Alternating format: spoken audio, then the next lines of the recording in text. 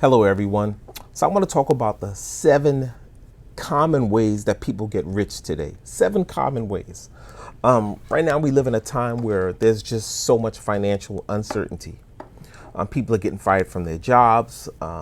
Companies are going under. There's so many things coming at people right now that we have this virus on top of that, which is making things 3 times as worse. So people are looking for different ways to stay afloat. So I'm going to talk about the 7 ways that people get rich. And these ways are very common, and they're ways that anyone can do. Anyone can take one of these paths to change your financial situation. Now, I'm not saying not to work a 9-to-5 job. It's fine to work a 9-to-5 job, but it's always good to have something you can fall back on. Always good to have something where it's yours. Where if you lose your job tomorrow, you have some income or something that could sustain you, because even unemployment now, the phones are backed up. People are exhausting their claims and finding themselves not knowing how to get by. So I'm going to talk about these 7 ways. I'm going to jump right into them. And Forbes magazine supports some of these ways. They're mentioned on the list. They're very common. Also, you have recently, I think Business Insider did an article on this, which is some of where this information is coming from. So the first way I'm going to mention is to be born into it. That's very common. You have to be born into it. That's the #1 way, which a lot of us are not born into it. So you have people, we all know people who were born into money, not personally, but we know like the Walmart family, the Kennedys, the Rockefellers. You know, you have some people that are just born into money, and the Johnson and Johnson family, who are in the documentary, the 2%. The grandson of one of the Johnson and Johnson were in that documentary.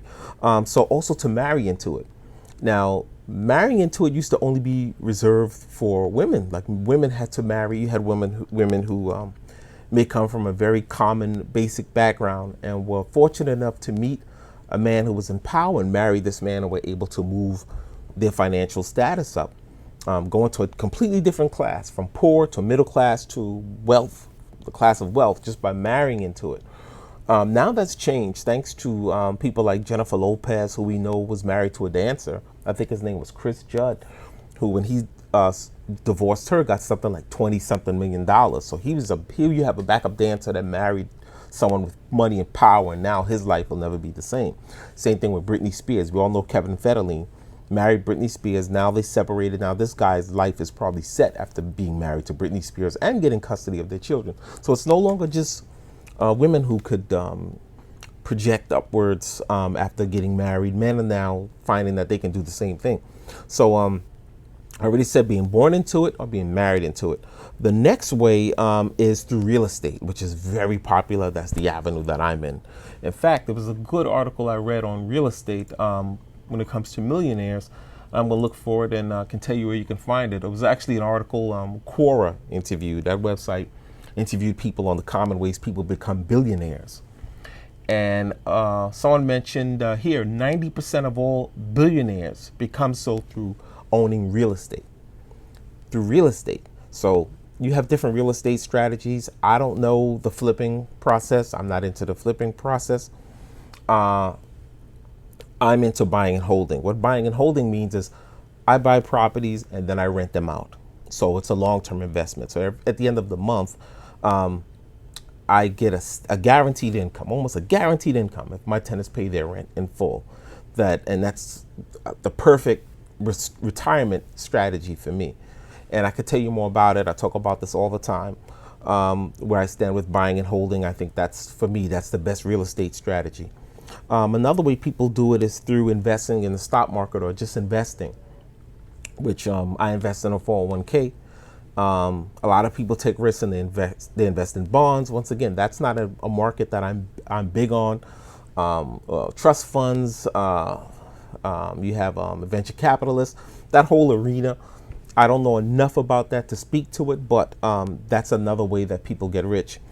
Another way, and you can change your lifestyle. Once again, another way people do it is through starting a business. Now, I can tell you, starting a business, a lot of businesses fail, but when people know their niche market, which a lot of people don't understand, they don't do their research before starting a business. And when it comes to business, you have I always say there's 2 ways to go about business. You could have high barriers of entry or low barriers of entry. Low barriers of entry are things that anyone can do, like start a YouTube channel. People make t-shirts, they make little simple things that anyone can start, a lemonade stand, but your competition is very stiff when it's a low barrier, meaning that if anyone can do it, anyone's going to jump in the market with you, and your competition is going to be tough, and your chances for failure are very high when the barriers of entry are low. I like high barriers of entry when it comes to business. That means something like starting an oil company. Not everyone can do that. It takes resources to start an oil company. It takes money to start it. It takes getting all the right permits. It's a very hard business. You got to go through regulation with the EPA. It's a hard business to get into. That's why starting an oil company is a business that's the barriers of entry are very hard. If you're going to try to create, let's say on a basic level, getting into water restoration, that's another business that it's hard to get into, you know, as opposed to being a painter. Like anyone can be a painter. I mean, anyone could go for it. Doesn't mean you're good at it, but anyone can start a painting company. All you have to do is register your business with your state and maybe get the license or permit to do so. But now when you get into water restoration and getting into removing asbestos, now that's harder. The barriers of entry are hard because it costs money to get in. You have to go for your training, then you have to get certified, then you have to get your license. Some of those businesses for an individual can cost upward maybe $5,000 up front. Oil company, you're talking about, you probably have to come in with at least, I would say, no less than $100,000 up front to buy all of your equipment. So business, but your competition is very low, because with oil, if you get into that business, you could always sell your services to some of the bigger companies like BP, which is how they do. They take the little small oil companies and they buy oil from them a lot of times. So starting a business is another way. Another way is through becoming famous, becoming a celebrity. We know that. We see this on TV with singers, musicians, actors, and now you have social media influencers who actually are millionaires. Some of them, the best YouTubers, people on Instagram, some of these people go off to get their own TV shows. They end up in movies. They end up getting in product endorsement, all types of funding. Some of them write books where they capitalize on their internet fame. So becoming famous is another way. The last way, and they would say this is way number 7, which kind of is on the same wave with being famous. Some people use this strategy, and that's by being an expert. Being an expert in something. And we see a lot of social media people that are doing well are experts in something, either be product review, coaching, business. They're an expert. That's another avenue I'm in. I teach here in New York at a few of the community colleges, and I teach networking, I teach taxation, I teach statistics, self-improvement. So I'm an expert. That's something that I do. And once again, if you want to get into any of these, it doesn't mean you have to quit your 9-to-5 job at first, or you can keep your 9-to-5 job. But isn't it nice to have a 9-to-5 job and at the end of the month have an extra $2,000 to $10,000 that comes in? Wouldn't it be nice to have that kind of additional income, supplemental income, whatever you want to call it?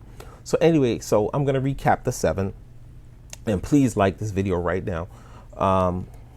Number 1, again, and remember, these number 1, they may not necessarily be in that order of importance. I'm just reading them in this order. But number 1 for this one is actually the facts. And that could be, and that's being born into it. Number 1 is being born into wealth is the number 1 way to have money, to live in the wealth class or the upper class, is to be born into it. That's not most of us. So the next strategy would be to marry into it. Third would be investing in real estate, which is what I'm in. I'm in the buying and holding real estate. The 4th way would be to investments. 5th way would be to start a business. 6th way is to become famous, like a celebrity, an athlete, an actor, social media influencer. And the 7th way is to be an expert, to sell your services. Thank you.